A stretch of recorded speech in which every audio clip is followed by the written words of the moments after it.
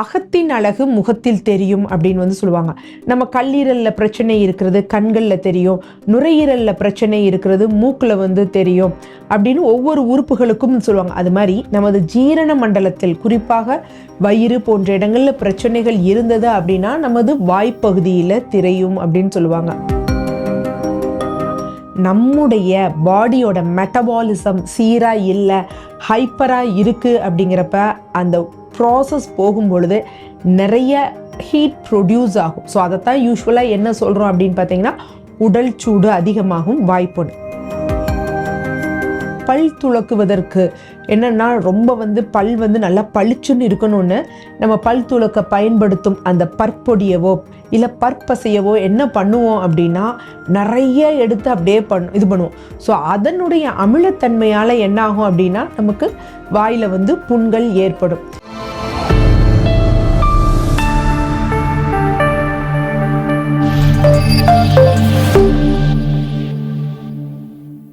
Cosmo health நேயர்களுக்கு வணக்கம். நான் உங்கள் டாக்டர் ராஜலட்சுமி, சித்தா பிசிஷியன். இந்த பதிவில் என்ன பார்க்க போகிறோம் அப்படின்னா வாயில் ஏன் புண்கள் வந்து ஏற்படுது, ஸோ இந்த வாய்ப்புண்களுக்கு நம்ம என்ன வகையான உணவு முறைகளை ஃபாலோ பண்ணணும் அப்படிங்கிறத தான் இந்த பதிவில் பார்க்க போகிறோம். ஸோ வாய்ப்புண் அப்படிங்கிறப்ப நம்ம என்ன நினச்சிட்டு இருக்கோம், நமது பாரம்பரிய மருத்துவ முறைகள் என்ன சொல்லுவாங்க அப்படின்னா அழல் குற்றம் அதிகமாகும், பாடி ஹீட் அதிகமாச்சு அப்படின்னா தான் வாய்ப்புண் வந்து வரும் அப்படின்னு. ஸோ வாய்ப்புண் எந்த மாதிரி கண்டிஷனில் பாடி ஹீட் அதிகமாகும் அப்படின்னு பார்த்தீங்கன்னா நம்முடைய பாடியோட மெட்டபாலிசம் சீராக இல்லை, ஹைப்பராக இருக்குது அப்படிங்கிறப்ப அந்த ப்ராசஸ் போகும் பொழுது நிறைய ஹீட் ப்ரொடியூஸ் ஆகும். ஸோ அதைத்தான் யூஸ்வலாக என்ன சொல்கிறோம் அப்படின்னு பார்த்தீங்கன்னா உடல் சூடு அதிகமாகும் வாய்ப்புண். யூஸ்வலாக நம்ம உதடுகள் வாய் உள்ளெல்லாம் பார்த்தோம் அப்படின்னு பார்த்தீங்கன்னா ஒரு வழுவழுப்பான கோட்டிங் வந்து இருக்கும். இது யூஸ்வலாக என்னன்னு சொல்லுவோம் அப்படின்னு பார்த்தீங்கன்னா மியூக்கஸ் லேயர் அப்படின்னு வந்து சொல்லுவோம். ஸோ இதில் தான் வந்து என்ன ஆகும் அப்படின்னு பார்த்தீங்கன்னா சேதமடைந்து குழிகள் போன்று வந்து ஏற்படும். இல்லை சிலருக்கு வந்து பார்த்தீங்கன்னா சிவப்பு நிற திட்டுக்கள் போன்று வந்து ஏற்படும். யூஸ்வலாக என்னன்னா அகத்தின் அழகு முகத்தில் தெரியும் அப்படின்னு வந்து சொல்லுவாங்க. நம்ம கல்லீரலில் பிரச்சனை இருக்கிறது கண்களில் தெரியும், நுரையீரலில் பிரச்சனை இருக்கிறது மூக்கில் வந்து தெரியும் அப்படின்னு ஒவ்வொரு உறுப்புகளுக்கும் சொல்லுவாங்க. அது மாதிரி நமது ஜீரண மண்டலத்தில் குறிப்பாக வயிறு போன்ற இடங்களில் பிரச்சனைகள் இருந்தது அப்படின்னா நமது வாய்ப்பகுதியில் தெரியும் அப்படின்னு சொல்லுவாங்க. அல்சர்ஸில் வந்து பார்த்தீங்கன்னா ஆஃப்டர்ஸ் அல்சர் அப்படின்னு வந்து சொல்லுவாங்க. ஸோ வாயில் வந்து குழியாக வந்து புண்ணு இருக்கும். ஸோ இவர்களுக்கு யூஸ்வலாக என்ன அப்படின்னு பார்த்தீங்கன்னா கேஸ்ட்ரிக் அல்சர் இல்லை அமிலம் வந்து பார்த்தீங்கன்னா எதிர்கழித்தல் போன்ற பிரச்சனைகள்லாம் வந்து இருப்பதற்கு வந்து வாய்ப்பு இருக்கும். அவர்களுக்கு தான் இந்த கேஸ்ட்ரிக் அல்சர் இருக்கவங்களுக்கு வாய்கள்லையும் வந்து புண் இருக்கும். ஸோ இது இல்லாமல் என்ன அப்படின்னு பார்த்தீங்கன்னா சிலர் வந்து பல் துலக்குவதற்கு என்னன்னா ரொம்ப வந்து பல் வந்து நல்லா பளிச்சுன்னு இருக்கணும்னு நம்ம பல் துலக்க பயன்படுத்தும் அந்த பற்பொடியவோ இல்லை பற்பசையவோ என்ன பண்ணுவோம் அப்படின்னா நிறைய எடுத்து அப்படியே இது பண்ணுவோம். ஸோ அதனுடைய அமிலத்தன்மையால் என்ன ஆகும் அப்படின்னா நமக்கு வாயில் வந்து புண்கள் ஏற்படும். சிலர் வந்து என்ன பண்ணுவோம் அப்படின்னா யூஸ்வலாக நம்ம ஓரல் ஹைஜீனை சரியாக மெயின்டைன் பண்ண மாட்டோம். அந்த மாதிரி நேரத்துலையும் வாய்ப்புண்கள் வந்து ஏற்படும். அதிகமாக ஸ்மோக் பண்ணுறாங்க பார்த்தீங்களா, அவர்களுக்கு வாயில் புண்கள் ஏற்படும். ஸோ இன்ஹேலர்ஸ் இந்த மாதிரி யூஸ் பண்ணுறவங்களுக்கும் நமக்கு வாய்ப்பகுதிகளில் புண்கள் வந்து ஏற்படும். ஸோ இது மாதிரி வாயில் புண்கள் ஏற்படுவதற்கு நிறைய காரணங்கள் இருக்குது.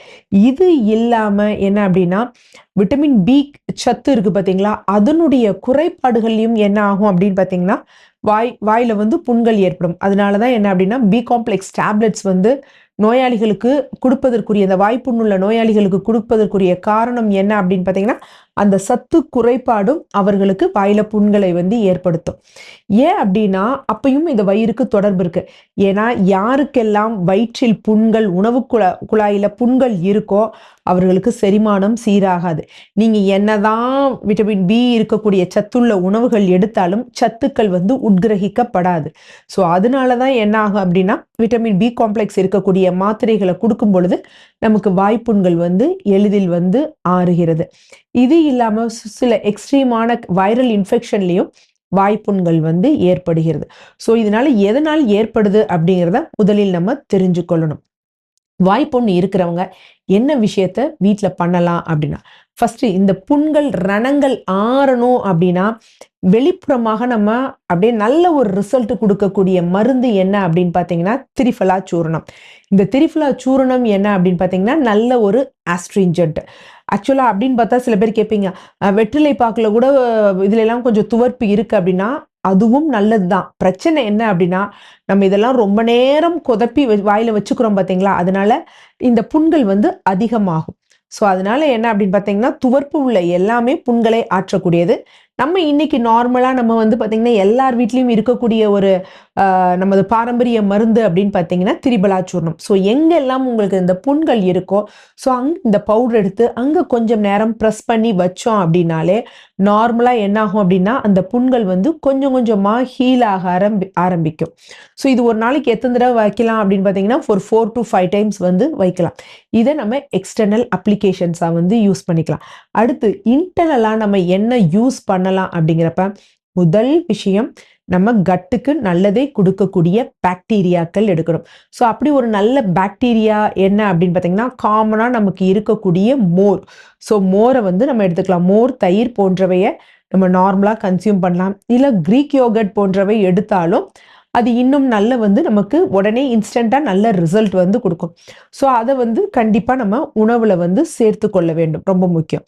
அடுத்து நார்ச்சத்துள்ள காய்கறிகள் வந்து எடுக்கணும். எதற்கு அப்படின்னா நமக்கு இந்த ஆசிட் ரிஃப்ளெக்ஸ் எல்லாம் இருக்கு பார்த்தீங்க, அதாவது இந்த அமில சுரப்பு எதிர்கழித்தல் இருக்கு பார்த்தீங்களா, அந்த எதிர்கழிக்கும் பொழுதும் அதனுடைய அந்த அமிலத்தன்மையாலையும் நமக்கு தொண்டை, உணவு குழாய், வாய்ப்பகுதி போன்ற இடங்கள்ல வந்து ரணங்கள் வந்து ஏற்படும்.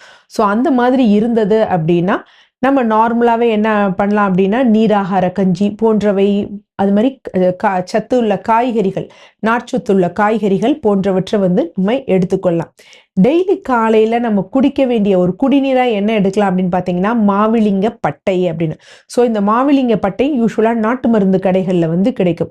இது ஒரு 2 இன்ச்சுக்கு வந்து நம்ம எடுத்துட்டு நல்லா வாஷ் பண்ணிட்டு நுணுக்கிட்டு என்ன பண்ணணும் அப்படின்னா ஒரு 3 டம்ளர் நீரில் வந்து இரவு முழுவதும் ஊற போட்டுட்டு மறுநாள் காலையில் இதை நல்லா கொதிக்க வைக்கணும்.